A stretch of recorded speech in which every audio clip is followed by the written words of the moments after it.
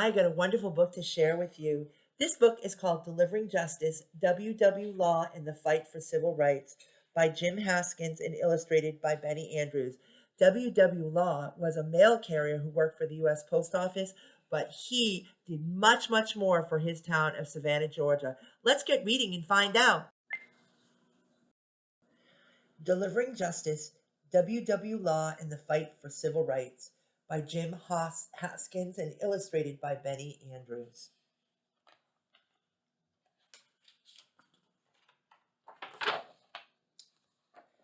Savannah, Georgia, 1932. The smell of his grandma's biscuits lured Wesley to the kitchen. Wesley was excited because today was Thursday, the day he would see his mother. The rest of the week she worked for a white family just outside Savannah, cooking, cleaning, and taking care of their children. This was her day off. Grandma's friend, Old John, was sitting at the table. Wesley loved listening to the old man's stories. Old John had been born as a slave. He had been taken from his mother and had never known her. He was 9, Wesley's age, when he and all the slaves were freed in 1865. Wesley felt lucky. At least he saw his own mama once a week. Easter shopping at Levi's. Once a year, sometime before Easter, Grandma would take Wesley downtown to Levi's department store on Broughton Street to buy one nice outfit. They used a Levi's charge card and they paid a little bit each month. On one shopping trip, the saleswoman would not serve them until after all the white customers had been helped. Wesley had heard the saleswoman politely call the white woman customers Miss and Mrs., but she treated his grandma as if she were a child, a nobody. Wesley's grandma pretended not to notice. She was polite, but she was also proud. "Come on," she said. "It's time to go home." They left the store without buying a thing. Segregation. Back then, black people weren't treated as well as white people. Most of the time, they were kept segregated from whites. Wesley went to a separate school for black children. He had to drink from a water fountain marked colored. He could not sit and eat at the Levi's lunch counter. His grandma's prayers. Sometimes Wesley got angry that black people were mistreated and that no matter how hard his mother worked, they were still poor. But his grandma was always there to talk with him. She understood why he was upset, but she didn't want him to have bad feelings about himself. She said no matter what, no matter how he was treated, he had no excuse not to be somebody. She told him again about the day he was born. She said, "I got on my knees and prayed that you would grow up to be a leader of our people." Wesley promised himself that he would fulfill his grandma's prayer.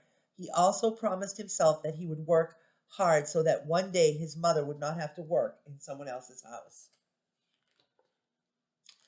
Voter School, 1942. Wesley knew that many black people didn't vote because they had to pass a test to register. The test was designed to be difficult for black folks to pass. It was intended to keep them from voting. Wesley was a member of the Youth Council of the NAACP, National Association for the Advancement of Colored People. The Youth Council started a special voter school in the basement of a church. With his friend Clifford,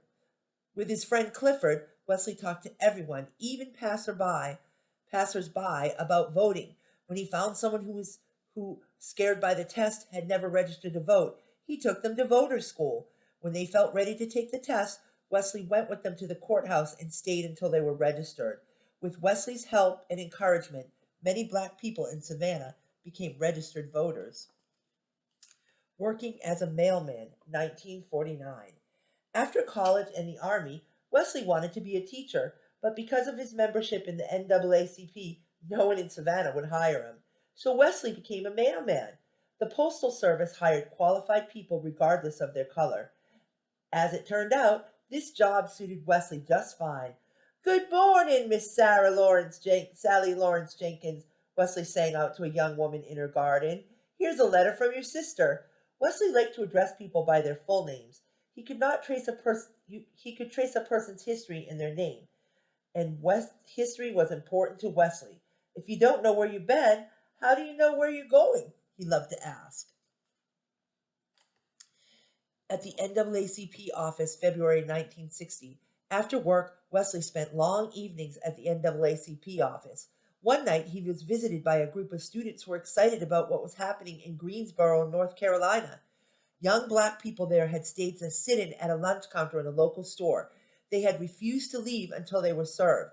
The students standing in front of Wesley wanted to do the same thing at the department stores on Broughton Street.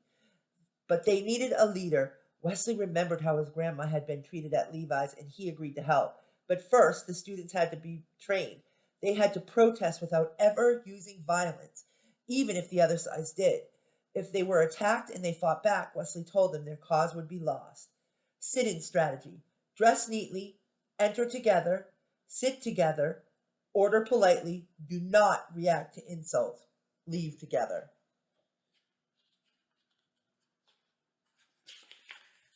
Levi's lunch counter. After weeks of training, small groups of students made their way downtown, entered the big stores along Broughton Street, and sat down at the lunch counters. The store refused to serve them.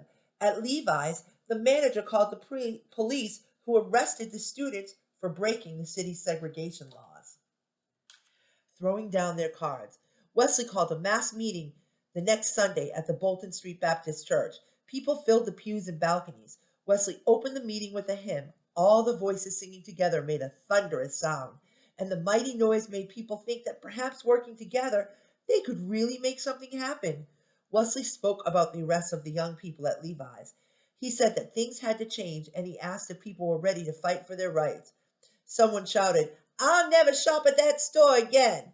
Then someone in the balcony threw down a Levi's charge card. Soon everyone was tossing their charge cards into a big pile in the church. The boycott begins March 17th, 1960. The next morning, Wesley led a group downtown. They carried a basket full of charge cards. At Levi's, Wesley and his group dumped the basket of charge cards onto the sidewalk. Then Wesley announced that no black people would shop at any store on Broughton Street until they were treated equally. The great Savannah boycott had begun. Picket lines. Wesley and other members of the NAACP organized a picket line every day in front of Levi's. White people yelled and jeered at the protesters and tried to force them off the sidewalk. But day after day, the protesters returned. One day, a large burly white man punched one of the demonstrators in the face and broke his jaw. But everyone remembered what Wesley had taught them. They didn't yell or fight back, no matter how much they wanted to. Wesley organized other protests. There were kneel-ins at white churches on Sunday and wade-ins at the all-white beach at Tybee. Wesley wanted to end segregation everywhere in Savannah, in libraries, theaters, public pools, beaches, and restrooms, as well as lunch counters.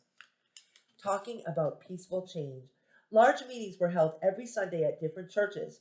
Protesters talked about their activities. Some gave fiery speeches. The meetings became so popular that no church was big enough to hold everyone who wanted to get in. For a year and a half, no one from the black community shopped on Broughton Street. Wesley walked down the street and started counting. 1, 2, 3, 4, 5 going out of business signs.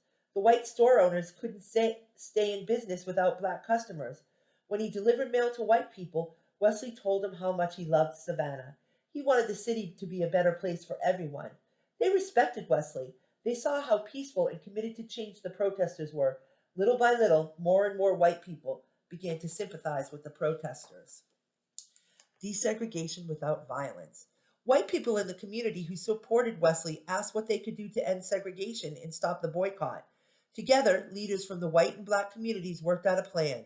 Each evening after delivering the mail, Wesley organized a group of students to sit in a different kind of business or facility the next day. The theater would be first, then the restaurants, then the library, and on down the line until every business had been desegregated. Sometimes angry crowds would gather, or white people would leave in protest when black students arrived, but most of the white and black leaders stuck together. The mayor made sure that all the signs making separate facilities for blacks and whites at City Hall, the courthouse, health department, and hospitals were taken down.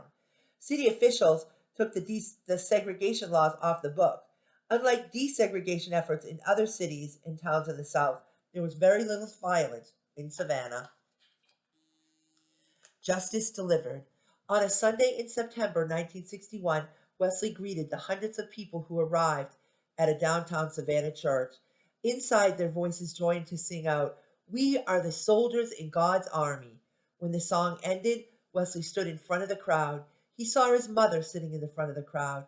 He saw students who had been arrested. He saw faces beaming with pride. Then he announced in a loud, clear voice, "We have triumphed." Savannah was the first southern city in the United States to declare all its citizens equal, 3 years before the Federal Civil Rights Law Act made all segregation illegal. People, both black and white, saw Wesley as Savannah's hero. Had kept the protests disciplined and peaceful even in the face of violence. Modestly, he would say, "I was just doing what every black American should be doing." Wesley Wallace Law delivered more than the mail to the citizens of Savannah. He delivered justice too. His grandma's prayers had been answered.